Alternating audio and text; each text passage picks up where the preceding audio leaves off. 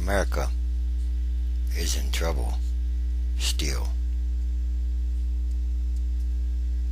The U.S. government obligations for Medicare and Social Security may soon exceed the combined net worth of every household and nonprofit organization in the entire country.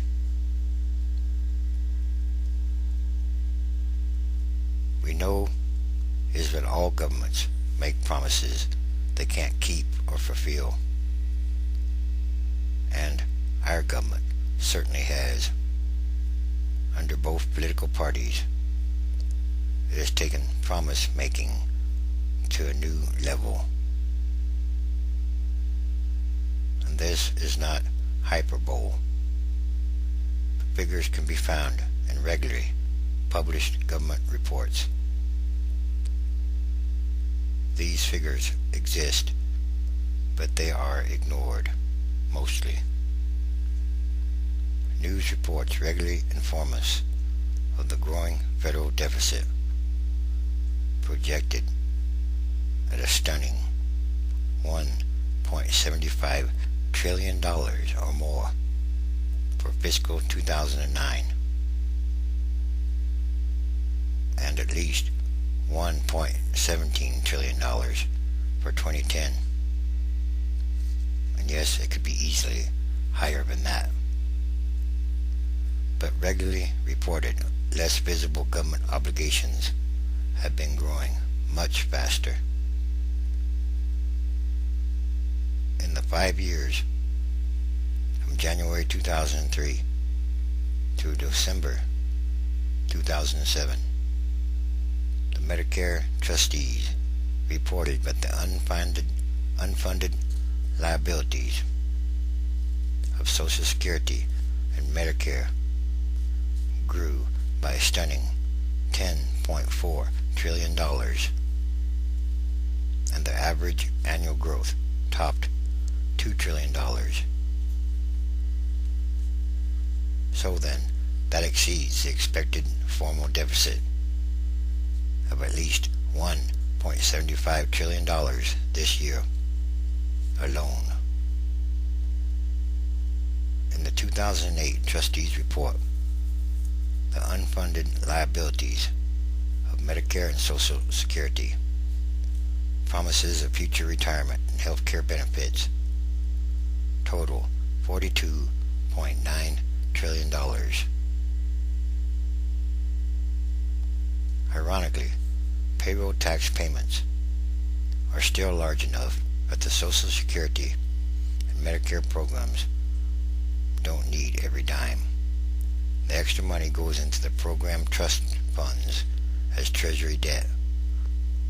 The actual cash or money is spent elsewhere. Basically, the employment tax has been subsidizing other federal spending.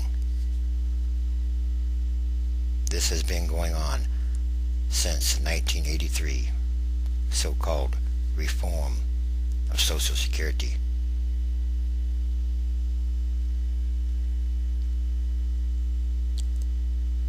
Today's deficits, that's nothing.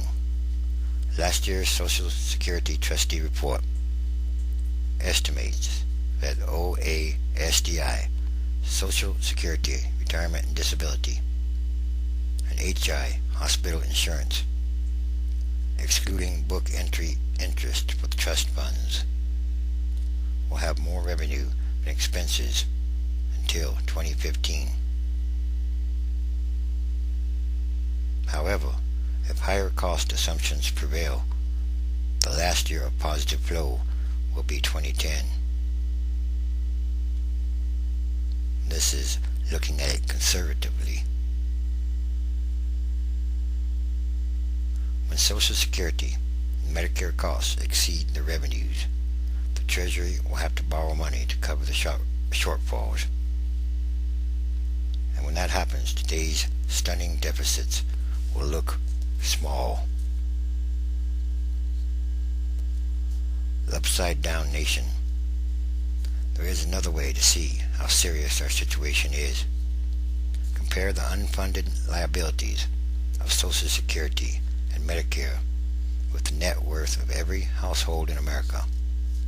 According to the Federal Reserve flow of funds figures for year-end 2007, our collective net worth at that time as consumers was approximately $62.7 trillion. By the end of 2008, that same figure had fallen to $51.5 trillion. Another year of growth for Social Security and Medicare liabilities would bring total unfunded government promises to approximately $46 trillion. That's nearly 90% of our net worth at the end of 2008. If consumer net worth fell an additional $5 trillion, the same amount it fell in the last 3 months of 2008, this country would be broke. Government obligations for basic programs would exceed the net worth of every household and non-profit organization in America. And that could be called the upside down nation.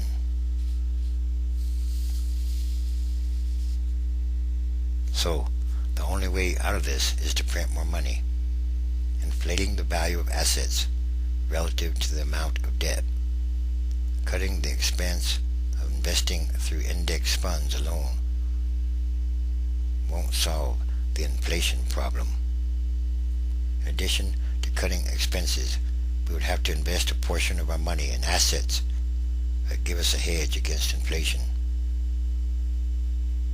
Treasury inflation-protected securities, real estate investment trusts, and energy companies.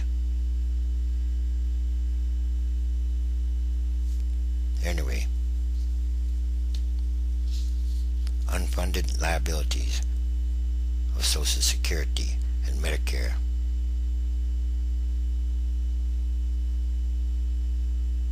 This is real. We have not had to face this because the wealth of the rest of the world keeps flowing into investments here on the basis of our history, judicial, military, and financial, and not the reality of these deficits. Growing deficits in the trillions of dollars year after year. We cannot continue to ignore this. At present, we are exporting a recession and importing the capital and brain power that otherwise would fuel the growth of the rest of the world. This cannot continue indefinitely. Eventually, the tide will turn with a vengeance. So, you would think, with our recent history of overlooking threats and the failure of our experts or economists to warn us of the obvious, we'd look seriously at the threat of inflation and the collapse of the dollar and take action.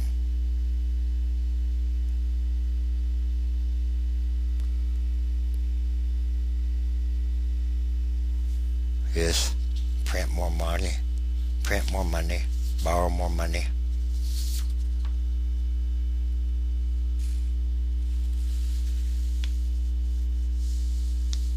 Yes. When the government debt exceeds GDP by 24 to 25% margin, everyone, left, right, old, young, and unborn, loses America's future to pay off spiraling debt. Solutions based on sound fiscal policy are difficult but possible. This seems to be beyond the financial literacy of Congress.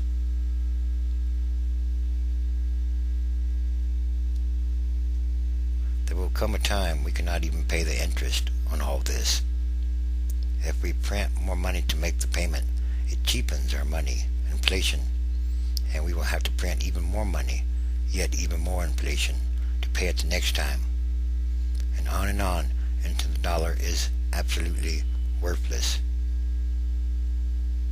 So, at some point, we will not be able to make payment. At that point, we will be broke as a country. What then? What happens then? Yes, America is in trouble still. And all these signs are connected to the end times, transition days. There are many signs happening all around every day.